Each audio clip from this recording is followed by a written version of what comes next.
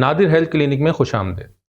آج ہم ایک ایسے موضوع پر بات کرنے جا رہے ہیں جو بہت عام ہے لیکن اکثر غلط سمجھا جاتا ہے، اور وہ موضوع ہے اینگزائٹی یا پینک اٹیک کی پہچان۔ سب سے پہلے ایک بات ذہن میں رکھیں، اینگزائٹی کوئی کمزوری نہیں، پینک اٹیک کوئی ڈرامہ نہیں، اور گھبراہٹ کا مطلب یہ نہیں کہ انسان کم حوصلہ ہے۔ ہمارا جسم بہت سمجھدار نظام ہے۔ جب اسے کسی خطرے، دباؤ، پریشانی یا غیر یقینی صورتحال کا احساس ہوتا ہے تو یہ ہمیں الرٹ کرنے کی کوشش کرتا ہے۔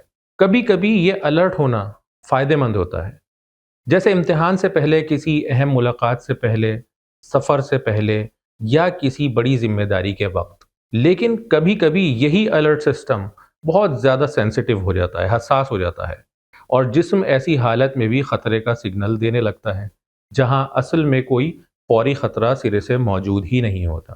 آج ہم اس کیفیت کو ڈر کے انداز میں نہیں، سمجھ کے انداز میں دیکھیں گے۔